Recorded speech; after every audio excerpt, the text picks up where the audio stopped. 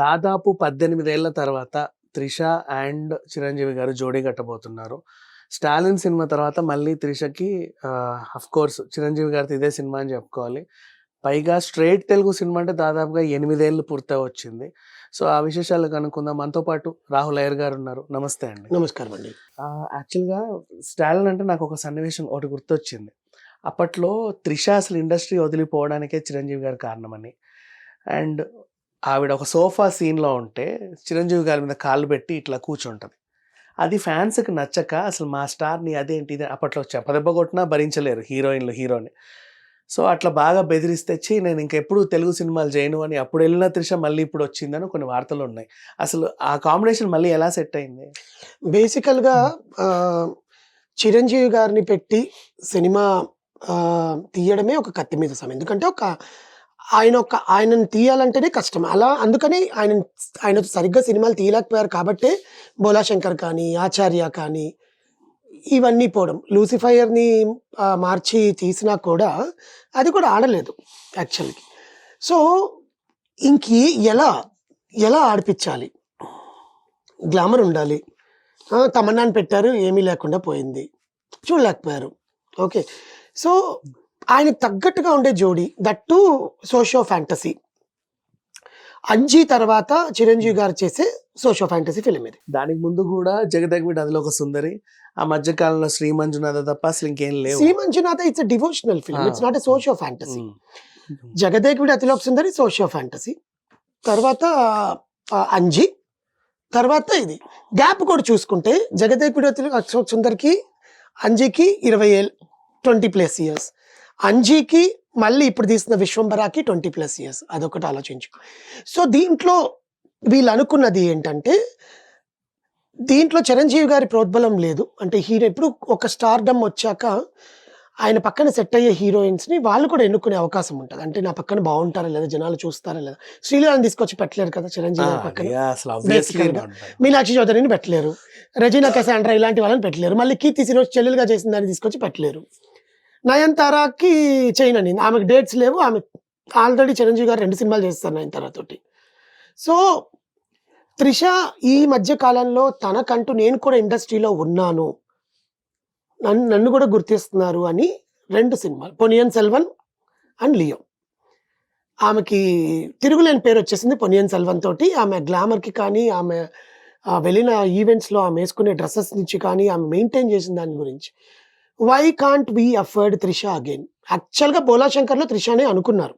ఆమె సైన్ కూడా చేసింది. కానీ 'పొన్నియిన్ సెల్వన్' డేట్స్ వల్ల ఆ అమ్మాయి ఆ సినిమా వదిలేసి వెళ్ళిపోవడంలో తమన్నా భాటియా ఎంటర్ అయింది యాక్చువల్‌గా. సో, 'త్రిష' మళ్ళీ ఎందుకు రాకూడదు అనుకోని 'త్రిషని' తీసుకొచ్చి పెట్టడం జరిగింది. ఇంకపోతే అప్పుడెప్పుడో 18 ఏళ్ల క్రితం 'స్టాలిన్' సినిమాలో ఈ నెగెటివ్ అయ్యింది. అందుకే 'త్రిష' వెళ్ళిపోయింది అని కాదు. ఒక్క హీరోయిన్‌కి కొన్ని సంవత్సరాలు మాత్రమే ఉంటుంది అని ఈ తెలుగు సినిమా ఇండస్ట్రీలో ఈ కాలంలో మనం చూస్తున్నది. 'సమాంత' ఒక ఫేజ్ అయిపోయింది. 'తమన్నా' ఒక ఫేజ్ అయిపోయింది. 'కాజల్' ఒక ఫేజ్ అయిపోయింది. ఒకప్పుడు హీరోయిన్‌లు కొన్ని సంవత్సరాలు అంటే ఒక 20 ఇయర్స్, 30 ఇయర్స్ మినిమమ్ ఒక 75, 80 ఫిల్మ్స్ తీసేవాళ్ళు. ఇప్పుడు అలా తీస్తున్న ఒకే ఒక హీరోయిన్ నయనతార. అది కూడా తమిళ్ వల్ల ఆ అమ్మాయిని హక్కు చేర్చుకున్నారు. 'త్రిష' కూడా చేసిందండి. 'త్రిష' కూడా ఎవ్రీ ఇయర్ ఒక సినిమాలో చేసింది. But 'Lion' is a straight Telugu film. తర్వాత 'నాయకి' చేసింది. 'Nayaki' is not a straight Telugu film. It's a Tamil dubbing. Telugu, తమిళ్‌లో 2 ఒకేసారి తీసామన్నారు కానీ లిప్ సింక్ ఉండదు ఆ సినిమాలో. సో, 'లయన్' 2015లో రిలీజ్ అయింది. 'లయన్' తర్వాత ఆమె straight Telugu film 'Vishwambhara'. So, ఇప్పుడు హీరోయిన్‌లకు కరువైంది.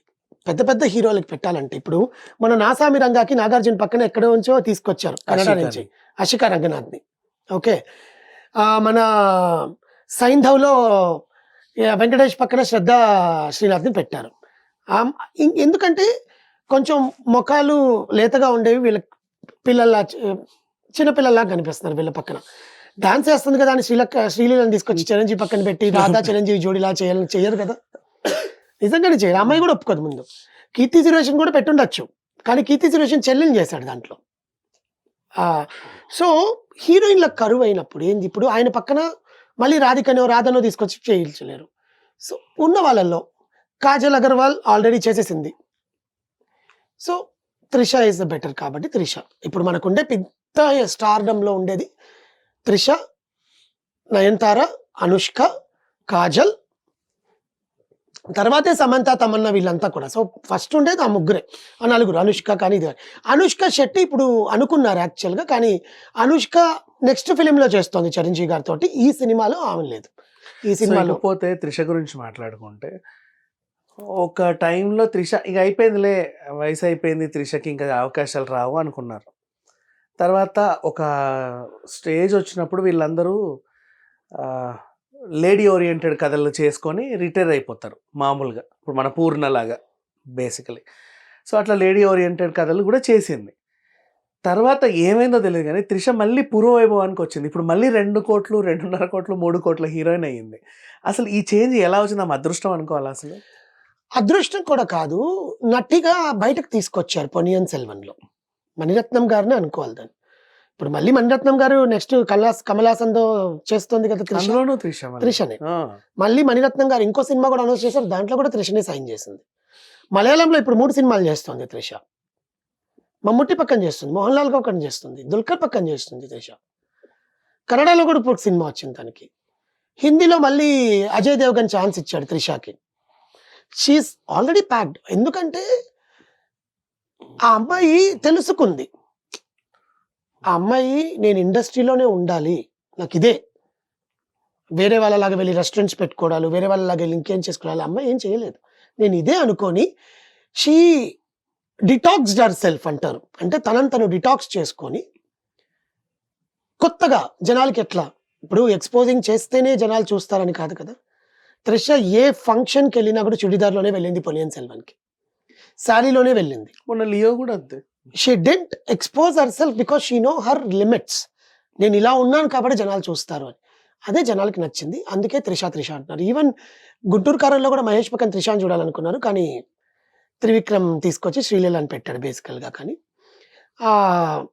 అలాంటి అందుకే డిజాస్టర్స్ అవుతాయి కొన్ని. ఎందుకంటే చాలామంది మహేష్ బాబు పక్కన సితారా ఘట్టంలేని లాగుంది, కూతురు లాగుంది శ్రీలీల అన్నారు.